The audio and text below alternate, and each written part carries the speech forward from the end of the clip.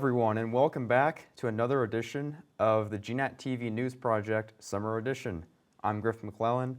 Once again, it's my honor to introduce the GNAT-TV News Director, Andrew McKeever. Thank you. Thank you, Griff. Good to be here. Indeed. It's going to be a good show.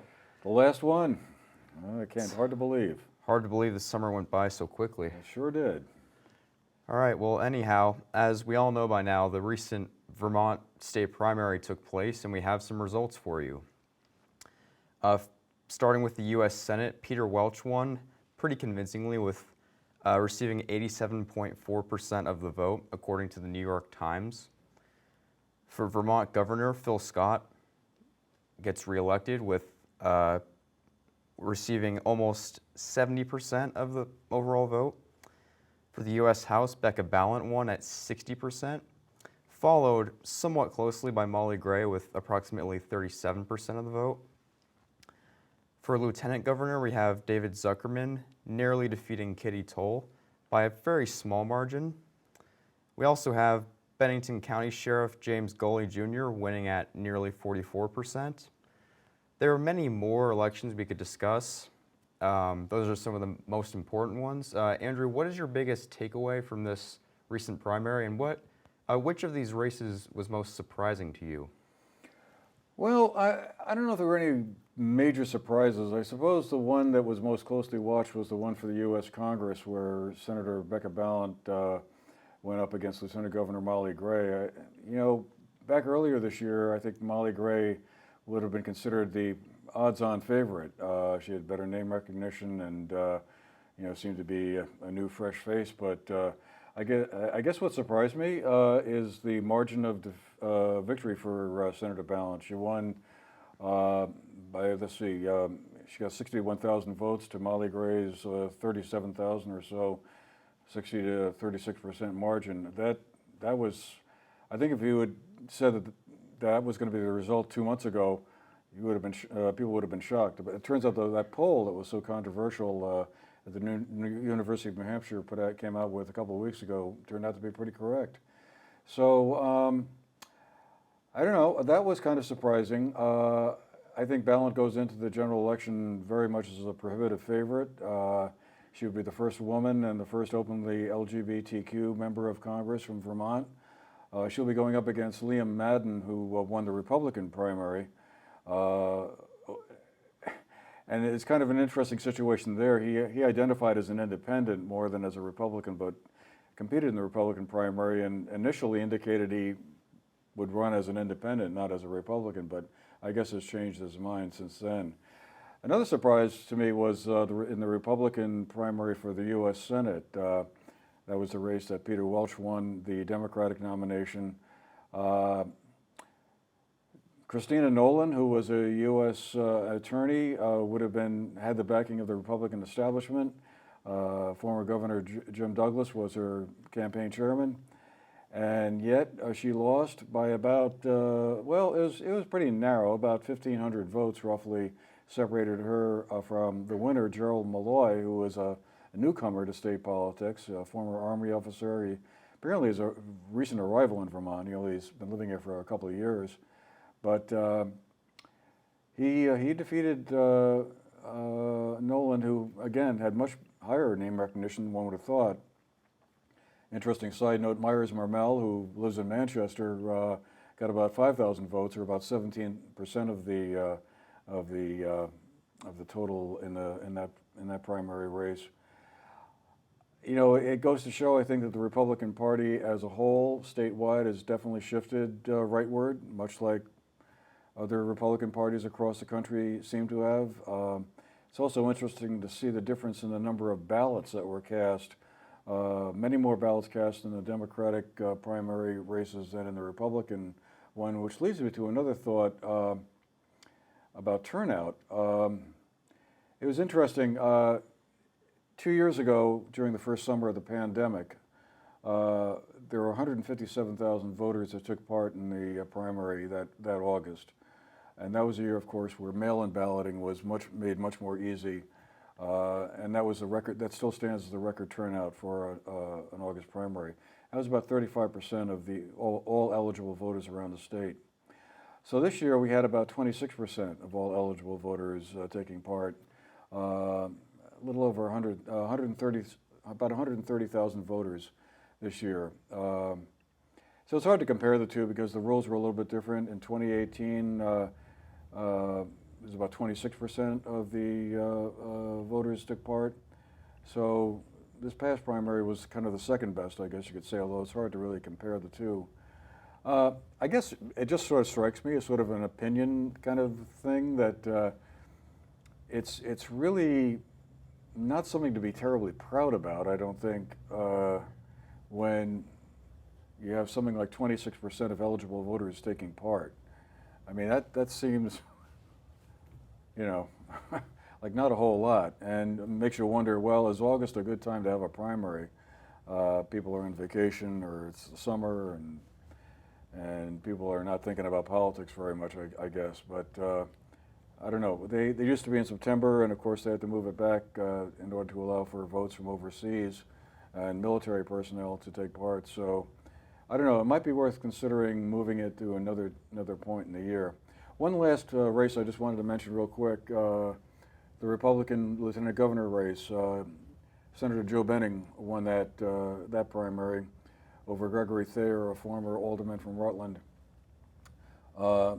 Benning sort of was a more centrist, moderate Republican. Thayer more of a right-wing Republican. So that seems to kind of, you know, make my theory about the Republican primary voters shifting rightward, you know, doesn't sound totally consistent. But that was a very close race. I mean, again, Benning has been a state senator for several years. He's very well known, and he only won by, let's see, about 1,000 or so votes, I think, over Thayer, who basically was not very well known at all. So all in all, it was interesting. A lot of competitive races, many more than usual, and going into the general election, I think it'll be quite interesting to watch. I mean, one of the races that didn't attract a whole lot of attention in the primary cycle was, of course, the governor's race. I mean, Phil Scott was the only candidate on the Republican Party ballot. Brenda Siegel was the only one on the Democrat ballot. I mean, Scott goes in, obviously, as the overwhelming odds-on favorite, but hey, you know, we've seen surprises before, you know. You don't know. I guess anything's possible, but that would be a shock and a half if Phil Scott doesn't win re-election. That's very true, and as I understand it, you got to speak with a handful of these candidates in advance. Who all did you speak with, and what did you learn from them? Oh, well, we did interviews with most of them. There were a couple that we weren't able to nail down interviews with. Liam Madden was one of the other candidates in the Democratic primary for the Senate we weren't able to get. Nikki Than. I don't know, they were all interesting. They came in all over the place in terms of policies. I mean, nobody said anything that was like, you know, crazily controversial, but it was interesting to see all the various candidates, and yeah, particularly in the lieutenant governor race. That was an interesting one because clearly the person who wins that position this year, whether it's Joe Benning or David Zuckerman, is clearly positioning themselves for a run for the governor's office 2 years from now. It'd be a surprise to see Phil Scott run for a 5th term, assuming again he wins in November. You know, he hasn't gotten that 4th term yet. So, but 4 terms in the past has been about the max that most governors have served. I remember Jim Douglas once telling me that when he stepped down after 4 terms, that if he felt that if he couldn't get everything done he wanted to get done in 4 terms, then it was time to move on. So that seems to be about the time when the welcome mat begins to get pulled out. But whoever wins the lieutenant governorship is clearly in a great position to be the candidate for the top job in 2024. Very true. Well, thank you, Andrew, for your insight, as always. It's been a very interesting election, for sure. We'll have to await the results come November, but yeah, again, very, very interesting statistics to take note of. I mean, just one last thought locally. I mean, that sheriff's race in Bennington County was, of course, the the one competitive one. And what's interesting about that is Jim Gully won by a pretty sizable margin, over 1,000 votes over Lieutenant Joel Howard. I think Lieutenant Howard was clearly negatively impacted by a perceived connection with the incumbent Chad Schmidt, who got into some controversy about how much time he was spending in Bennington County. But the other intriguing part of it is that the other two candidates, Lieutenant Howard and Bo Alexander, who was the third place finisher, can still run as independents, and I guess they still might. So we might have another competitive race there. And otherwise, it's not going to be a whole lot of the state senate race in Bennington County will be the two incumbents are unopposed. There will be a competitive race in the Bennington 3 district. That's Shasbury and Sunderland. David Durfee versus Republican Victor Harwood. And then up in Dorset and Danby, Mike Rice, a newcomer who's running as a Democrat, will be facing off against another newcomer, Bill Giotti, for the state representative seat from that district. That'll be an interesting one to watch. Certainly. All right, switching gears now. The town of Manchester recently officially opened Skinner Point Park, which is located right between Depot Street and Center Hill Road. This was a project created by local Eagle Scout Charlie Levine. On Friday, I got to witness this event. It was pretty incredible. We had an impressive turnout among community members, led by town manager John O'Keefe. They each delivered remarks on how unique of a project this is. And I got to speak with John O'Keefe as well, and he said this is one of the more, if not the most ambitious projects he's seen from an Eagle Scout. The town of Manchester has had a bunch of Eagle Scouts over the years, but this has been one of the most impressive. And it's very neat to see such an incredible project done by a young Eagle Scout, such as Charlie. And I'm not sure if you know this, but one of the benches at that park has his name engraved in a plaque. So as John O'Keefe said, when Charlie comes back to visit Manchester after college, when he's an adult, he'll come back to that park and say, I did that, I built that. That's very unique. I thought it was a very cool story, and it's honestly a very cool park as well. It's somewhat small, but it really adds to the town. It gives the town some more light, and it's now one of 5 official parks in town, as well as the rec park, obviously, the Factory Point Town Green, and others. So it's very, very interesting. It's a great addition to the town. Have you visited it yet? Oh yeah, I've been by it several times. Yeah, it is a big improvement over, the kind of rough and tumble corner there it used to be.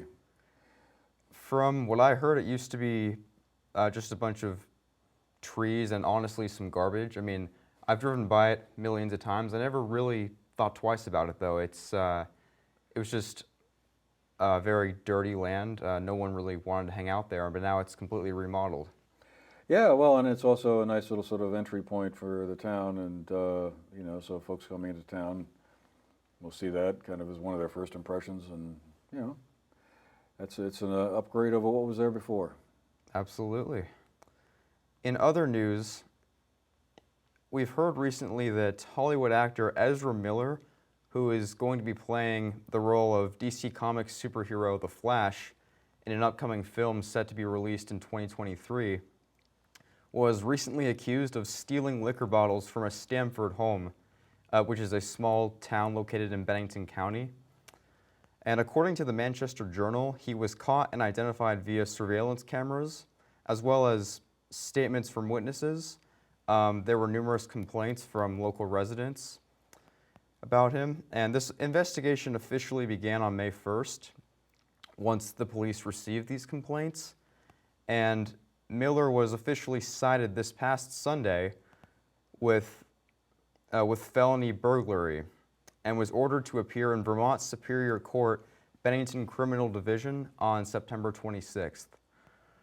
Wow, that's I don't really know how to describe that. That's just crazy to think. The Hollywood star is up here in trouble with the law. Well, I'm sure he wasn't the first one, but yeah, I guess I'll confess I aged out of whatever movies Ezra Miller is likely to be in, so I don't really know much about him, but it sounds like he has a bit of a troubled past as well, from what I was reading. So hopefully it'll all work out in some way or another.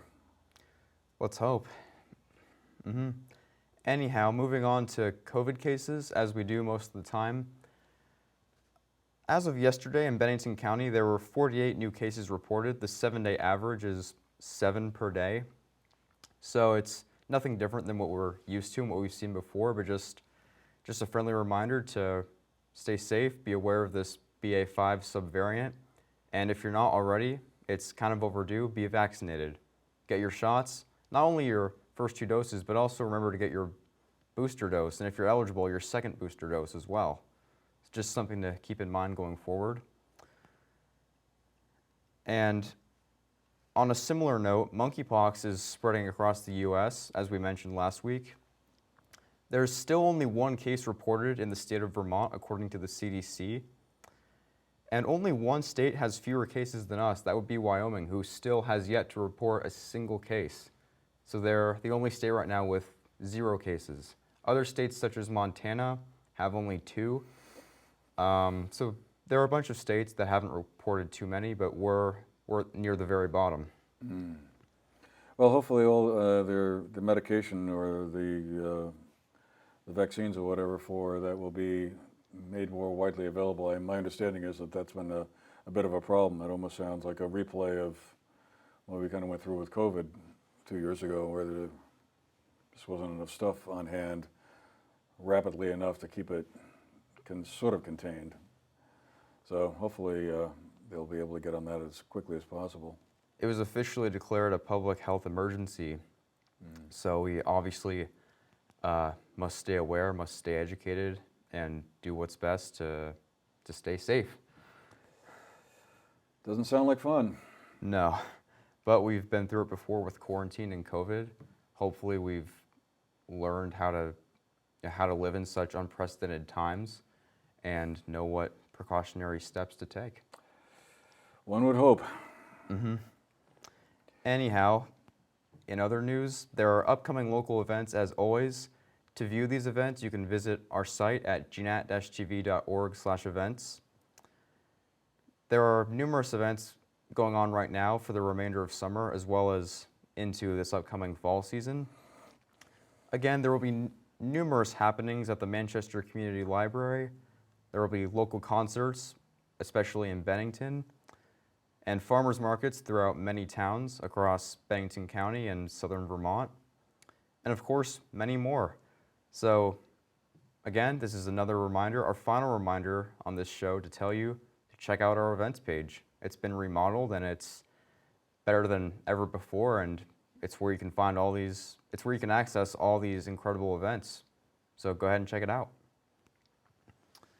Any other major news headlines we should know about? No, not really, other than to tag on to what you were just saying. It's Old Home Day in Rupert on Saturday the 13th. That's always a fun thing, so if you're up that way, I'm sure that'd be worth dropping in on. All right, well. So, our last show. That's hard to believe. I feel like I just started here yesterday. I know. You're heading back to college next week. That'll be exciting. We'll definitely miss having you around. It's been a lot of fun doing this program together over the summer and everything else that you've been doing here at the station. So good luck back in the Sooner State.